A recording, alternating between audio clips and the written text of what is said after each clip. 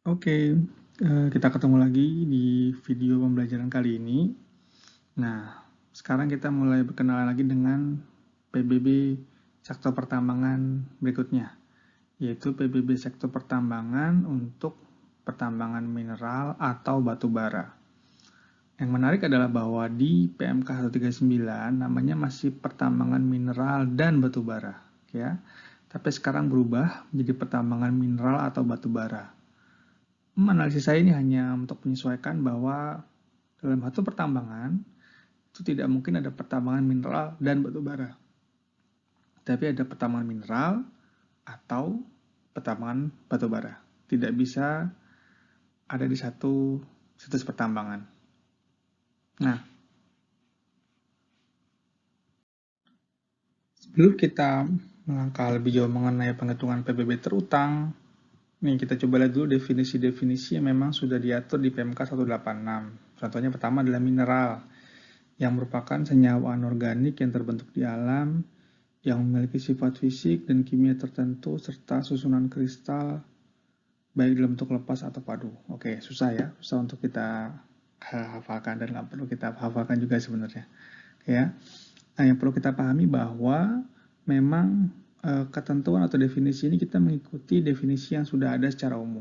Ya, selain itu perlu teman-teman perhatikan bahwa mineral ini terbagi nanti kan teman-teman kena ada mineral logam, ya, ada mineral logam, ada mineral yang non logam, oke. Kemudian juga ada mineral batuan, ya. Nanti ada sedikit perbedaan meskipun mungkin perbedaan istilah saja bahwa kita mengikuti ketentuan yang ada di Kementerian Energi dan Sumber Daya Mineral atau yang sudah diatur oleh kepala daerah ya mengenai klasifikasi dari mineral ke masing-masing kategori ini ya. Nah, kemudian diatur juga bahwa di PMK 86 yang dimasukkan pertambangan mineral ya, ini pertambangan kumpulan mineral ya yang bisa berupa biji, batuan selain panas bumi, minyak bumi dan air tanah. Oke. Berikutnya untuk batu bara. Oke, batu bara sendiri ini merupakan definisinya adalah endapan senyawa organik ya, yang terbentuk secara alamiah dari sisa tumbuh-tumbuhan. Kemudian ini dia definisi di pertambangannya.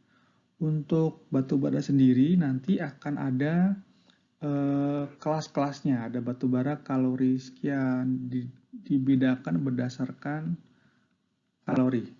Nanti harga untuk masing-masing konsentratnya, masing-masing kalorinya itu berbeda juga harganya.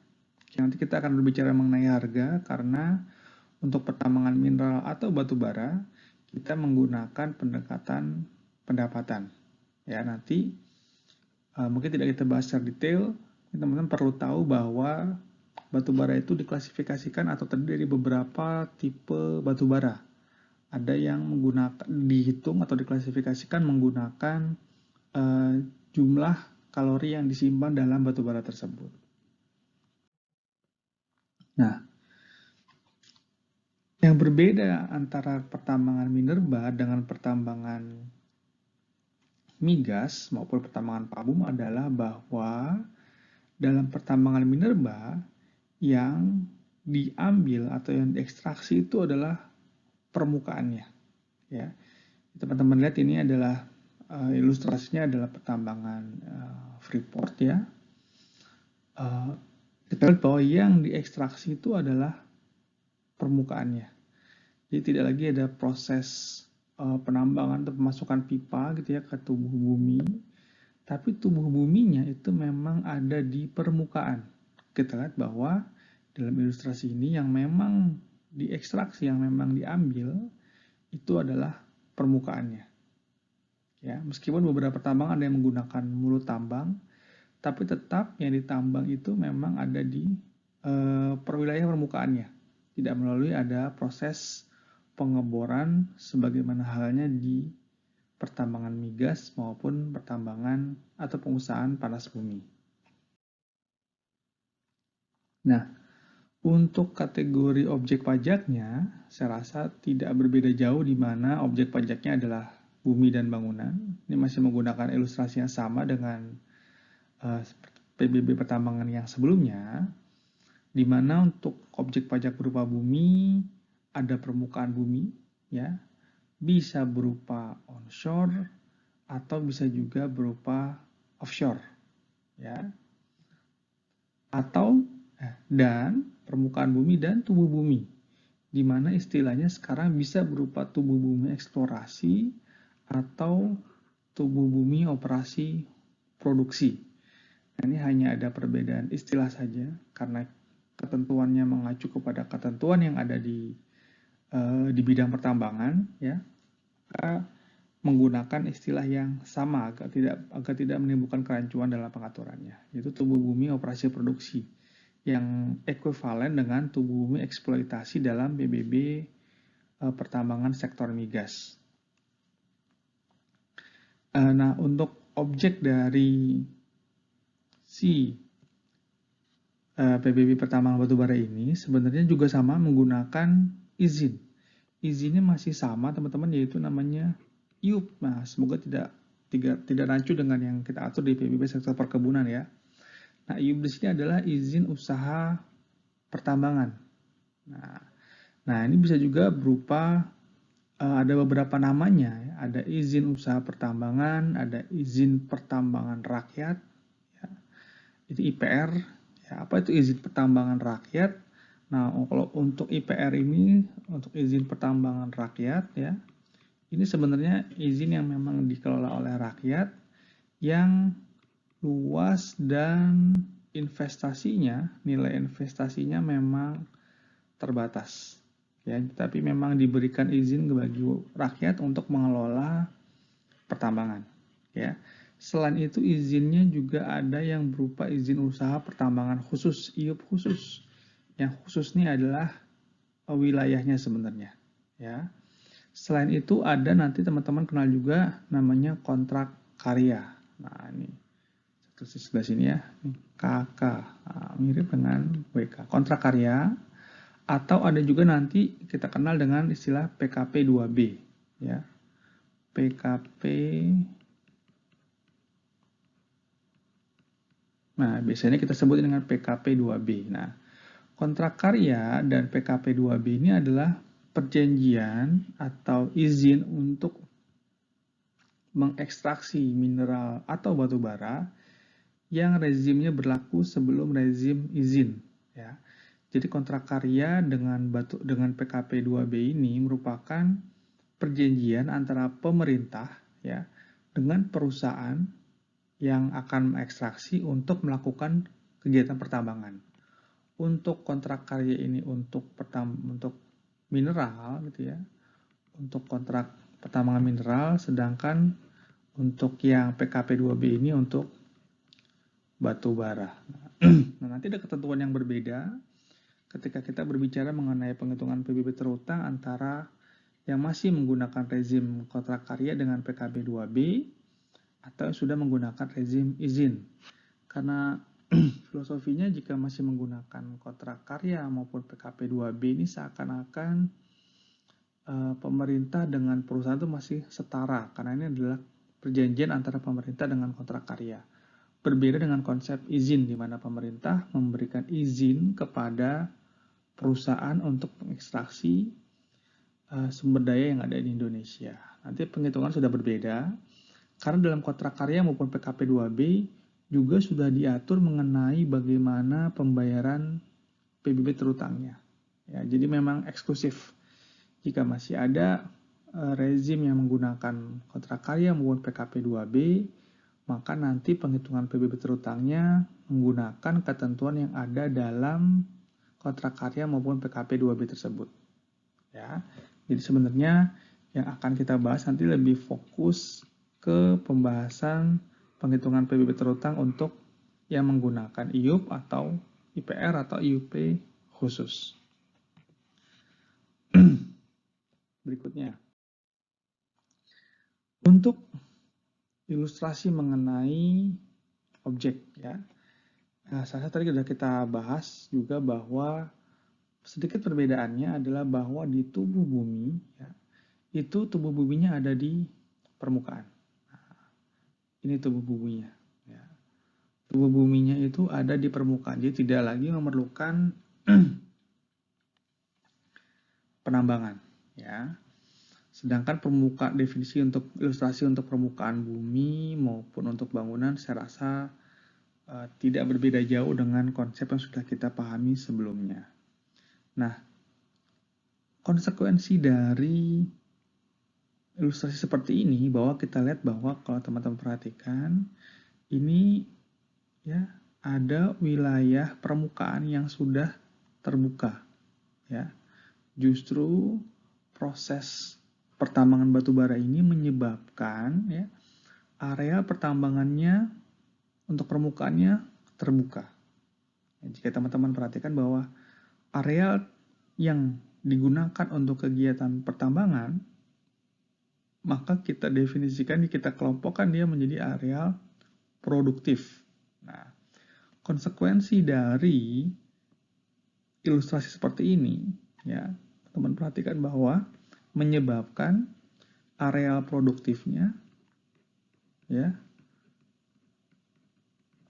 tidak ada. Kenapa?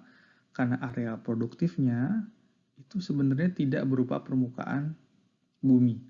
Jadi nanti ketika kita membahas NJOP untuk permukaan bumi, tidak ada areal produktif.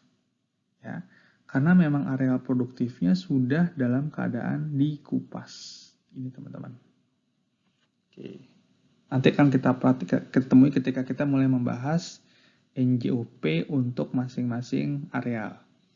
Khusus untuk pertambangan batu bara, berbeda dengan pertambangan migas maupun pabum, kita tidak menemukan adanya areal produktif nanti. Oke ya. Kemudian,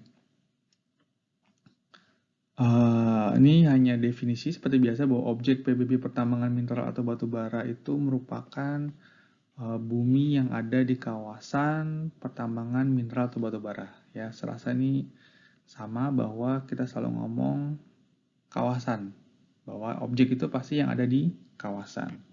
Kemudian kawasan, ya, ini merupakan areal dalam, kita sudah dibahas ada IU, ada IUPK, IUP khusus, ya. Kemudian ada izin pertambangan rakyat, di mana luas dan investasinya terbatas. Selain itu ada yang masih berupa kontrak karya ataupun ini tadi kita sebut dengan PKP 2B, ya, perjanjian karya pengusahaan pertambangan batu bara. Ya, ini adalah yang masuk atau dokumen-dokumen inilah yang akan kita pertimbangkan dalam menentukan objek PBB pertambangan mineral atau batu bara. Siapakah yang instansi yang berhak untuk mengelola atau mengadministrasikan dokumen-dokumen ini?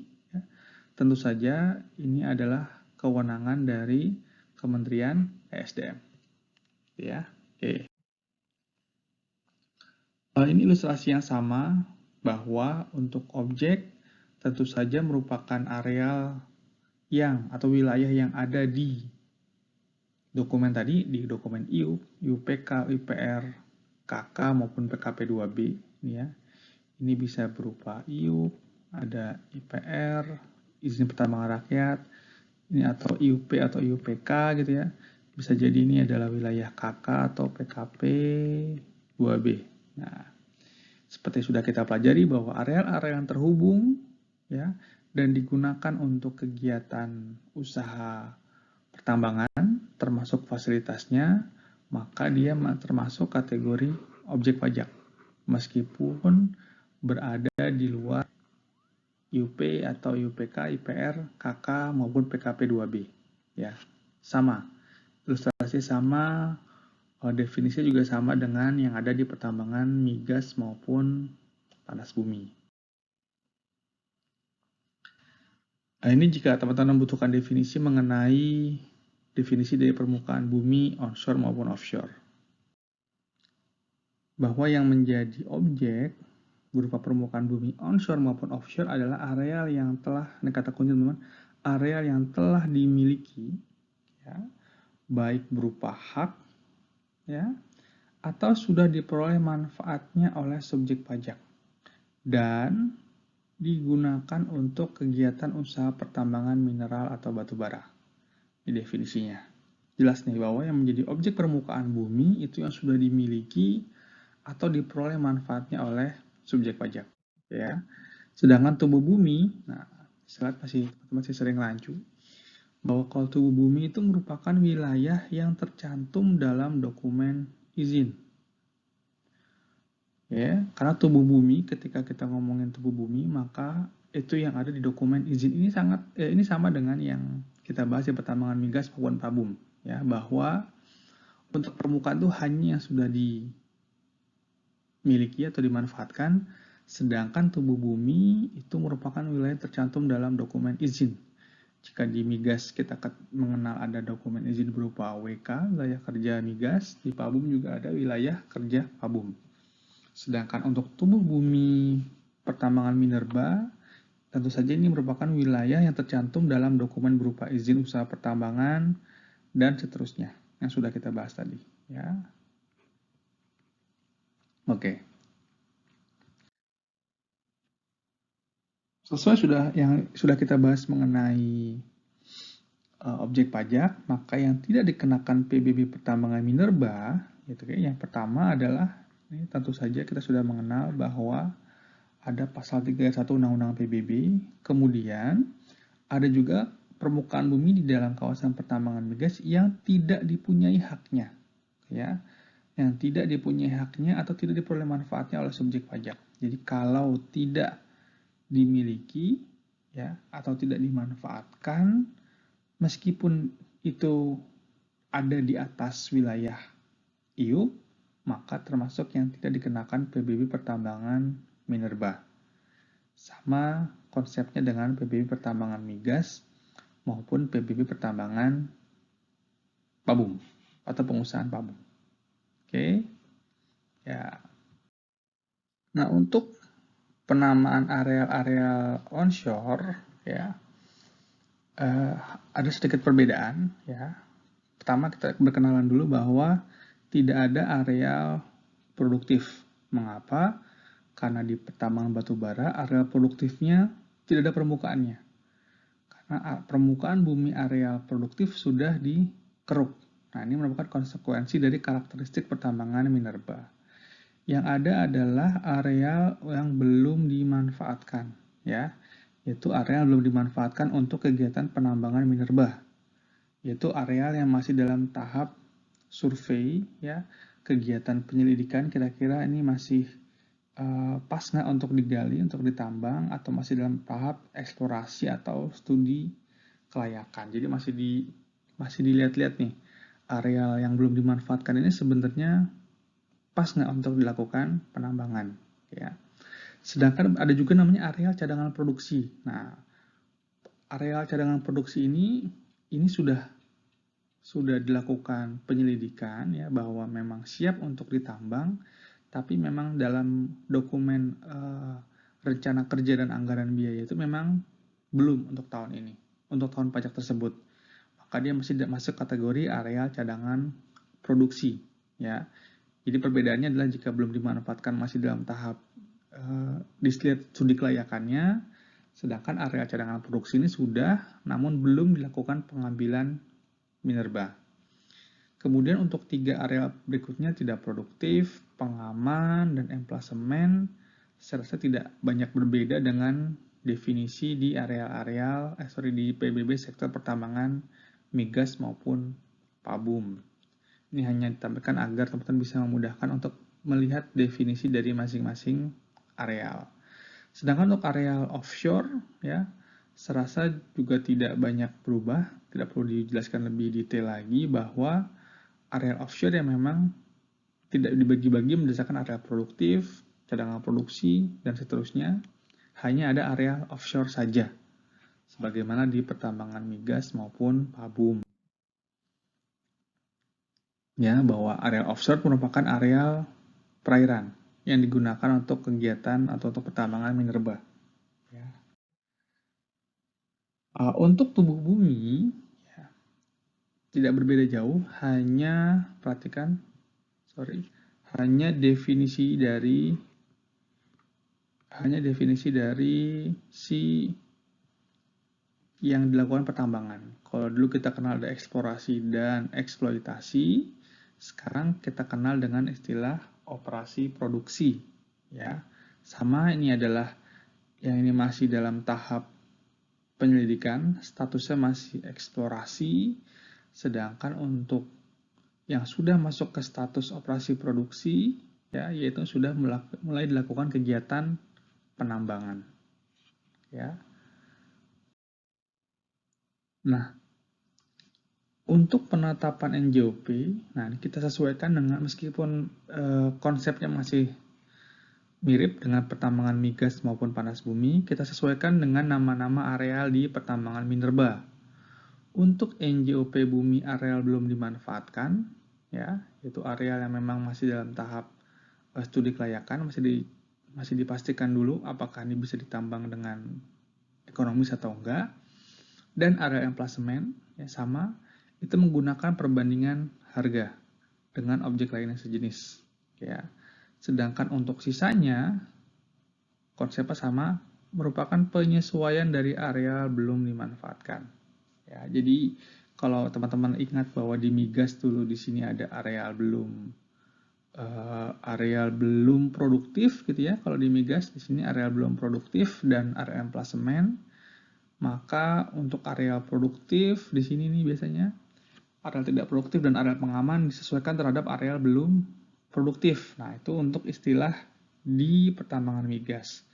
Jadi hanya mengganti dimanfaatkan saja. Ya, untuk dari segi istilah penamaannya. Tapi konsepnya masih sama dengan yang ada di pertambangan migas maupun pertambangan panas bumi.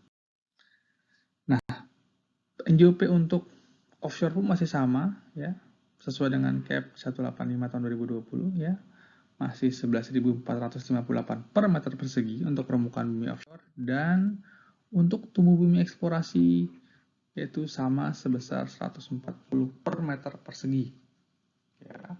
Tentu saja untuk tubuh bumi NJOP-nya dihitung melalui perkalian antara 140 ini dikali dengan luas seluruh IUP atau IUPK dan seterusnya. Ya. Nah, untuk NJOP tubuh bumi operasi produksi ini agak berbeda. Ya, bahwa kita mengenal di migas kita menggunakan pendapatan kotor dan di pabum juga kita menggunakan pendapatan kotor. Ya. Ada beberapa perbedaan yang teman-teman bisa perhatikan. Bahwa yang pertama, untuk tubuh bumi operasi produksi, NJOP-nya ditentukan dengan menggunakan pendekatan pendapatan, masih sama. Namun yang dikalikan adalah pendapatan bersih, ya, dikalikan dengan angka kapitalisasi. Di mana pendapatan bersih itu merupakan sesuai dengan konsep akuntansi, yaitu pendapatan kotor dikurangi biaya produksi. Oke. Bruto itu pendapatan neto sama dengan pendapatan bruto dikurang biaya produksi dikalikan dengan angka kapitalisasi. Nah, ini juga masih ditetapkan oleh Direktur Jenderal Pajak dengan angka kapitalisasinya untuk mineral ya, baik logam, bukan logam maupun batuan itu sebesar 8,20 ya. Dan untuk batu bara ditentukan angka kapitalisasinya adalah 10,25. Ini harus dihafal. Ya. Ini untuk penentuan NJOP tubuh buminya. Nah, bagaimanakah kita mencari pendapatan kotor, biaya produksinya, gitu ya, agar kita mendapatkan pendapatan bersih? Nah, jalannya lumayan seru nih ya. Nah, untuk hasil produksi ini merupakan jumlah mineral atau batu bara yang dihasilkan dalam tahun terakhir sebelum tahun pajak PBB terutang. Ya, ini adalah jumlah mineral yang dihasilkan, bukan yang terjual ya. Ini jumlah mineral atau batu bara yang dihasilkan. Mungkin ini perbedaan pertama bahwa ini merupakan hasil produksi, Ini merupakan hasil minerba yang dihasilkan ya di T-1 di tahun pajak terakhir sebelum tahun pajak PBB terutang ya, dikalikan dengan harga jual rata-rata. Oke. Nah, harga jual rata-rata ini didapat ya. Caranya gimana? Yaitu membagi jumlah penjualan ya. Penjualan dibagi dengan volume penjualan. Ya. Jadi ini ada bentuknya apa? Satuannya adalah rupiah.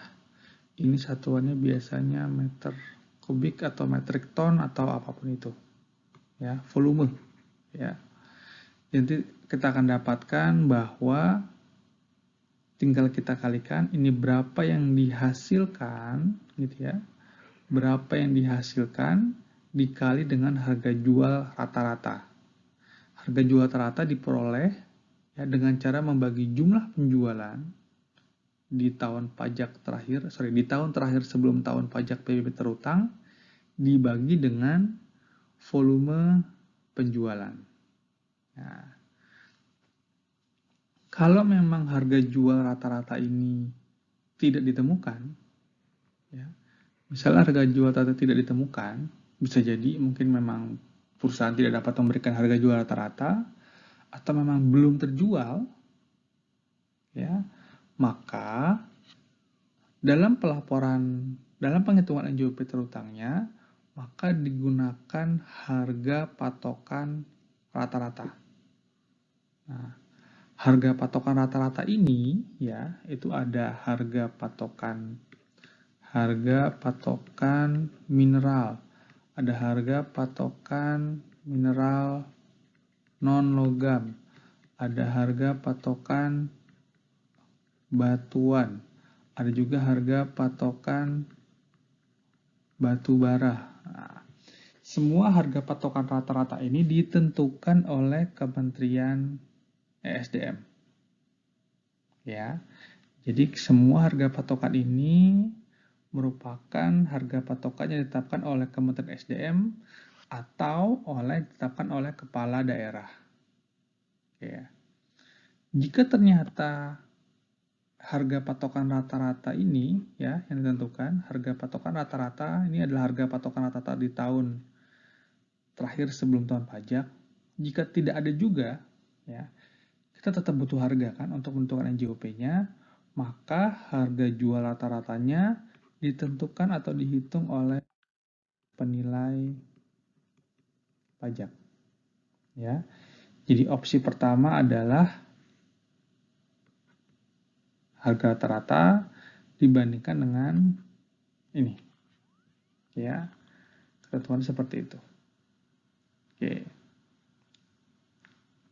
Kemudian, jika memang masih belum ditemukan, maka jika tidak ada harga rata-rata penjual dan juga tidak ada harga rata-rata patokan yang ditentukan oleh SDM, maka harga dihitung ya menggunakan penilaian dari penilai pajak. Ya, tentu saja ada satu klausul lagi bahwa jika harga jual rata-rata ini lebih kecil dibandingkan harga patokan, maka yang dipakai adalah harga patokan. Oke. Jadi saya resumekan lagi bahwa yang pertama, untuk harga jual rata-rata itu merupakan harga jual di tahun terakhir sebelum tahun pajak. Cara mendapatkannya yaitu jumlah penjualan dibagi dengan volume penjualan. Ya. Tapi ada klausulnya. Jika harga jual rata-rata ini, ya, harga jual rata-rata ini lebih kecil dibandingkan harga patokan, ya, maka ketentuannya mengatur yang digunakan adalah harga patokan. Ya. Jadi jika harga ini tidak ada, jika ini nggak ada, atau ini lebih kecil, ya, maka yang digunakan adalah harga patokan rata-rata. Ya.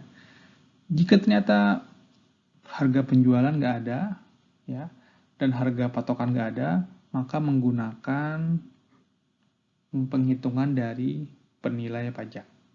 Intinya harga jual rata-rata ini harus ada. Jika enggak, kita tidak bisa menghitung berapa penghasilan, berapa pendapatan kotornya. Ya, intinya kita harus memperoleh berapa harga jual rata-rata dari si mineral yang tertambang. Oke. Nah, ada beberapa ketentuan penting juga teman-teman bahwa untuk harga patokan yang ditetapkan oleh Kementerian SDM maupun kepala daerah ini ada ketentuannya. Contohnya, untuk harga patokan logam, ya, harga patokan logam nih, harga patokan mineral logam dan harga patokan batu bara, ini yang menentukan adalah Kementerian SDM. Ya, ini ditentukan bahwa untuk HPM logam dan HPB ini, harga patokan batu bara rata ini merupakan harga yang terjadi free on board di atas vessel. Ya, itu sudah siap diangkut di atas vessel. Namun jika ternyata pada praktiknya penjualannya bukan di atas atau bukan berdasarkan VOB, free on board di atas vessel, maka sudah ada ketentuan tambahannya, yaitu menggunakan biaya penyesuaian yang menetapkan adalah Kementerian ESDM. Ya. Sedangkan untuk yang non-logam, oke, saya coba cari warna yang berbeda. Untuk yang non-logam atau HPB batuan, ya, ini ditentukan merupakan harga patokan untuk penjualan di lokasi tambang. Jadi agak sedikit berbeda, ya, bahwa untuk logam, harga patokan mineral logam, dan harga patokan batu bara rata-rata itu ditentukan oleh SDM, itu merupakan penjualan di atas kapal. Sedangkan untuk non-logam, ya, untuk non-logam dan untuk batuan, ini penjualannya di lokasi tambang. Jadi sudah ditentukan itu adalah harga yang ditentukan oleh instansi yang berwenang. Jika ternyata ada penjualan, ada cara lain penjualannya selain free on board maupun selain di lokasi tambang, maka harga yang dipakai merupakan harga yang disepakati antara pembeli maupun penjual. Jadi kembali ke konsep ini sebenarnya. Oke, jadi memang diatur sedemikian rupa agar adil, ya, agar sesuai lah dengan keadaan di lapangan, gitu ya, bahwa supaya harga rata-rata ini ada dan memang mencerminkan keadaan sebenarnya, ada beberapa pengaturan yang harus teman-teman perhatikan. Ya, nah berikutnya kita tahu bahwa untuk mendapatkan pendapatan bersih, ya, di titik ini kita sudah mendapatkan pendapatan kotor nih, maka harus dikurangi dengan biaya produksi. Nah, ini juga pengaturannya cukup banyak, ya. Untuk biaya produksi ini merupakan biaya langsung, ya. Jadi biaya produksi yang kita gunakan di sini merupakan biaya langsung untuk memproduksi mineral di tahun terakhir sebelum tahun pajak PBB terutang. Ya. Jadi sekali lagi bahwa biaya produksi yang kita bahas di slide ini adalah biaya langsung yang terkait dengan bagaimana cara untuk memperoleh si hasil produksi. Jadi ini biaya produksinya memang harus langsung untuk bagaimana mendapatkan hasil produksi di sini. Ya. Nah, ada beberapa kriteria yang diperbolehkan untuk menggunakan biaya. Ya, kita tahu bahwa biaya ini dapat mengurangi langsung pendapatan kotor sehingga perlu dibuat kriteria-kriteria tertentu di PMK 186. Ya, kriteria yang pertama yaitu bahwa untuk penggunaan biaya produksi ini harus sesuai dengan kriteria yang diatur di PPH. Bahwa biaya-biaya produksi ini tidak boleh keluar dari ketentuan yang ada di pajak penghasilan. Tentu saja kita tahu bahwa ada beberapa biaya yang diatur di Undang-Undang PPh di pasal 6 dan pasal 9. Dan biaya produksi ini harus mengikuti ketentuan di pasal tersebut. Ya. Selain itu, harus memenuhi prinsip kewajaran dan kelaziman. Tidak boleh lebay biaya produksinya. Gitu ya. Siapa yang menentukan nih wajar dan lazimnya? Tentu saja kewajaran dan kelazimannya nanti akan ditentukan oleh para penilai pajak. Ya, jadi selain harus sesuai dengan Undang-Undang PPh, juga sifatnya harus wajar dan lazim. Nah, wajar dan lazim ini ditentukan oleh para penilai pajak. Ya. Dan kemudian terakhir adalah bahwa ini merupakan biaya langsung. Ya. Jadi merupakan biaya langsung. Artinya biaya memang benar-benar terkait dengan proses penambangan. Terkait dengan kegiatan pengupasan lapisan tanah, kegiatan pengambilan hasil produksi, kemudian kegiatan pengolahan atau pemurnian, dan kegiatan pengangkutan kegiatan pengangkutan hasil tambang. Jadi ada 4 ya, ada 4 kegiatan yang dikategorikan sebagai kegiatan yang berhubungan dengan biaya langsung tadi, yaitu biaya untuk pengupasan lapisan tanah, ya pertama. Yang kedua adalah biaya pengambilan hasil produksi. Yang ketiga adalah biaya pengolahan atau pemurnian. Dan yang keempat adalah biaya untuk mengangkut hasil tambang. Oke. Nah, sip.